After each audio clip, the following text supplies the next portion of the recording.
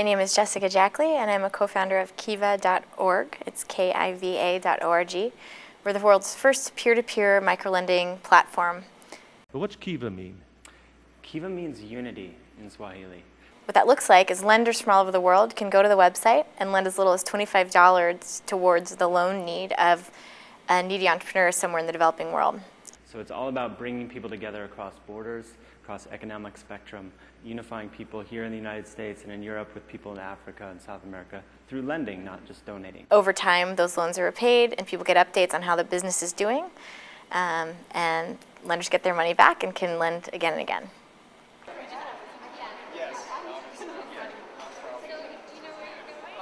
I don't. Well, I wrote down what Ruben said, but I know I'm In the very beginning, a lot of the media that happened, especially very early on, happened really, it took us by surprise, and we just did our best to respond to that well and take advantage of that. It was interesting to see how the blogosphere, even in the very first month of our existence, the blogosphere it started to just create all of this buzz so early on, really when it was just a side project with a handful of businesses on a website that had already been funded. But in November of '05, our first month really, something like 300 blogs wrote about Kiva, and 2 of the 3 largest blogs in the world at that time wrote about Kiva. So one day, instead of just our friends and family going to the site, a few dozen hits, we had 1 million people read about it. So it was wild. First, we didn't even know where it was coming from. Today, obviously, it's much, much different. We have a PR team and we have a strategy around this. But even still, our main people ask about how do we do marketing? What's our policy on that? What's our strategy there? Mainly, we invest in building a great product and in building tools for lenders to spread the word themselves. I mean, that's the best kind of way, I think, to spread the word about something like this. And people trust that. They trust the personal recommendations. We all know this now.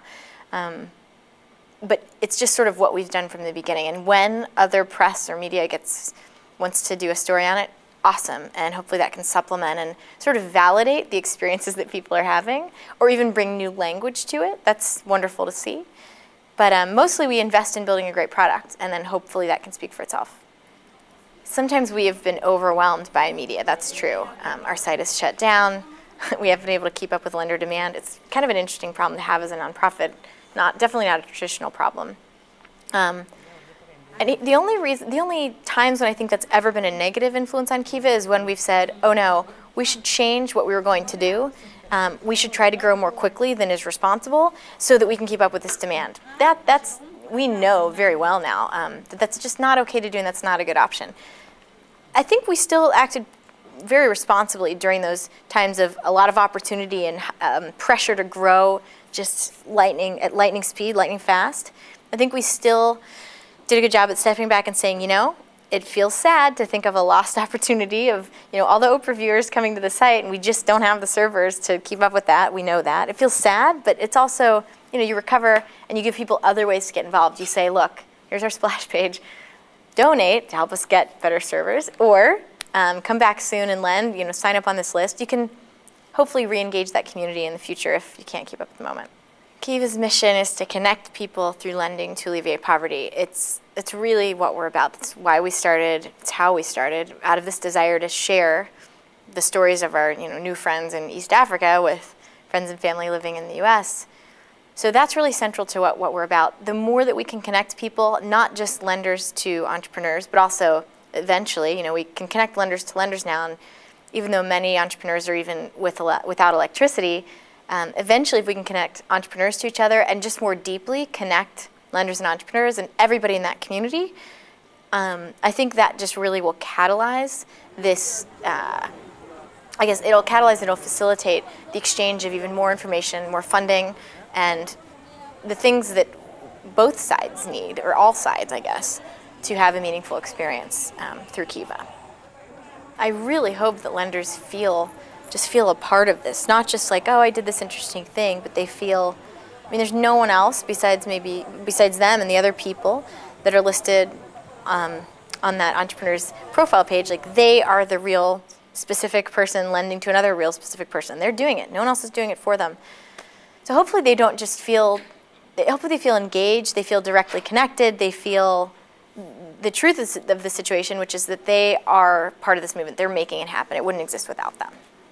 So we focus on individuals, and individuals, people aren't perfect, and so things happen. This is not what we don't ever want to attempt to present as just, some perfect, polished story of we're doing this project and here's how it's going. It's people every day that are involved and engaged in making all this happen. So, for example, when something does go wrong, like if we have an entrepreneur that defaults, or if we even have a microfinance institution, this is a very rare occurrence, but we have had a handful of instances of fraud or where a microfinance institution we work with is dishonest in some way. We tell the lender community about that. We say, oops, we did the following, we did this due diligence, but even still, this happened, we're so sorry, and, XYZ, maybe you don't get your money back, or maybe this happens next, or we're taking legal action. Whatever it is, we try to be honest with that and just not hide it and say, this is what happened. It's hard work. If you want to lend again, we'd really appreciate that. Thanks for hanging in there with us. Same with when we run out of loans sometimes on the site because our partners can't keep up with the lender demand, which is a great problem to have. We're just honest about it. And what's interesting is we'll actually get people thanking us and saying, thanks for telling me what's going on. Thanks for including me in this and allowing me to really be. People feel part of it. They feel like legitimate kind of stakeholders in it when you are allowing them to co-create it and to influence it and telling them what's going on versus just, here's our project. You give us the money and we'll go do it and we'll give you these reports. It's more of a direct connection, and for better or for worse. Your funding isn't put into some pool and risk isn't mitigated with a lot of other people's money. It's a direct thing where this is a real person. They may hit some barriers along the way. Again, 98% repayment rates, usually everything's fine. But when they do hit those little the speed bumps, we'll tell you about it, and you can have that choice as to what you want to do about it. You can be angry, you can be thankful to know the real story, you can lend again, you don't have to. We're doing our best, and we're going to tell you about that, and lenders have the option to do whatever they want to do next. And then next year, Kiva will launch operations also in the U.S. in terms of entrepreneurs. You'll see on the site, the goat herder in Uganda, the subsistence farmer in Cambodia, and also maybe someone in New York City that lost their job. You'll see people from all over, not just developing world countries, on the site. And I think that's going to be a really healthy thing for the world to have, as I've said before, it's not a static kind of positioning where I am always somebody who is wealthy and you are always someone who is poor. And those buckets, I think, are bad for the world. So as much as we can blur those distinctions and say, look, everyone has need every day in their life at a different time. Everyone has something to offer every day in their life. Let's allow Kiva to be a place where people can empower each other. So maybe that person that you loaned to last year now has the resources to help someone else this year. Maybe someone even in your own country. That is a good thing for the world.